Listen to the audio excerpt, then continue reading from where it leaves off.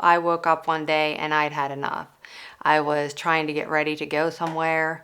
I was trying on clothes and I was extremely frustrated. I didn't want to go because I didn't like my appearance. My name is Alice Baughman and this is my advice. I had, like everybody else, life caught up with me. Married, had children, and gone through a divorce. And it just got away from me. And I remember getting out of bed. My knees hurt, my back hurt. Everything hurt. Getting out of bed was get up, shove some ibuprofen in my mouth just to get out of bed. I also was not happy with my appearance. I did not want to go shopping for clothes. I hated it. I looked terrible in everything I put on. And it got me very, very down and dumb and depressed. I was at risk for everything. Diabetes, high blood pressure. And that was one of my wake-up calls too. When you're sitting at a doctor's office and you're in your early 40s and they're telling you you're going to have to go on high blood pressure medicine and you're at risk for diabetes and all this stuff, you don't want to do that. You get to the point where you make up excuses. You say, my family hereditary, everybody in my family's heavy, so of course I'm going to be heavy. I have children, so I'm too busy to work out. You have all these excuses in your head. Yeah, you're gaining weight, and the only reason so-and-so is not heavy is because, well, they have a great metabolism, and maybe they do. But at the end of the day, when you wake up, and you look in the mirror and you don't like what you see, you have two options. You either continue to look at something you don't want to see, or you do something about it. I had joined a gym and I tried to do some workouts on my own, and that did make me feel better. Like I started, I probably lost a little bit of weight. I just started doing some cardio and doing some lifting machines. I started with that, but I wasn't really following the right kind of diet, and I wasn't working out properly. I didn't have the proper combination of cardio and lifting in order to get some definition while I was decreasing my weight. So that's whenever I jumped on board with a trainer, and then I got a nutritionist involved, and then was working on dropping the pounds the right way at a slow pace. My very best friend had competed in a bodybuilding competition and she lost a lot of weight. She looked fantastic and she had a blast doing it.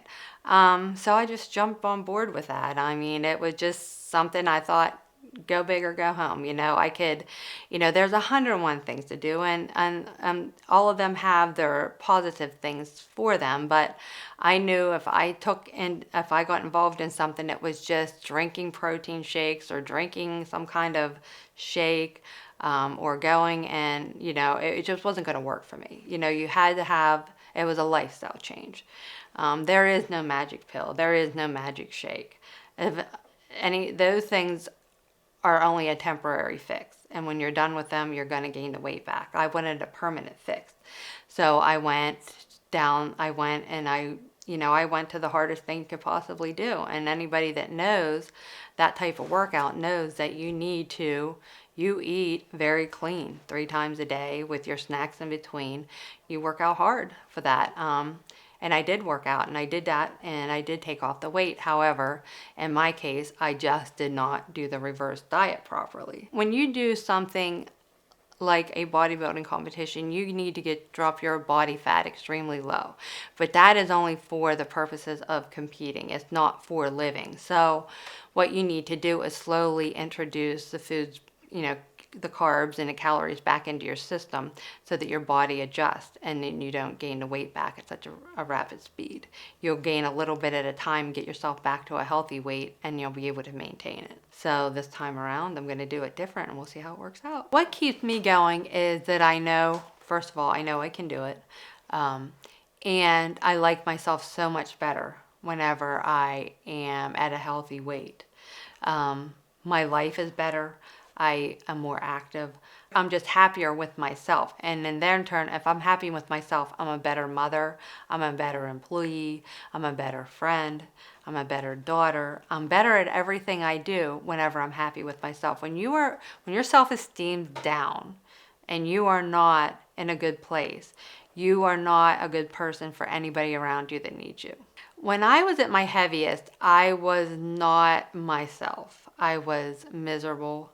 Like I said, everything hurt. Knees, joints, back, everything hurt. I didn't want to go anywhere. I didn't know how I looked. I didn't want to try to dress up and go anywhere. I just wanted to sit in a corner. I didn't want anybody to see me. I was just not in a happy place. And then once I took my health and wellness seriously and I dropped some weight and I started being a more active person. I started getting involved with things more. I was happier. I socialized more. I snapped out of my funk where I didn't want to leave the house. And I got involved in a lot of stuff and met a lot of people, and my life's in a better place. The reason why I wanted to do this video is I do see all the time people who struggle with obesity. They're struggling with obesity and they're accepting that as their life fate. And it does not have to be that way. You have to be in the mindset that you want to do it, and you have to understand that it's not going to happen overnight. What keeps me motivated is my boys, actually. My son works out, eats extremely healthy all the time. Both of them are athletic, and I just don't want to be that mom that they have to come and help me get up steps, and that I can't, my knees, my back, my elbows. I don't want them to have that kind of mom. I want to be able to, keep up with them and everything they do. They'll get married, they'll have kids someday, and I don't want to be, not being able to get off a chair. Don't give up. Just don't give up. If we knew then all that we know now, I think the world would be better.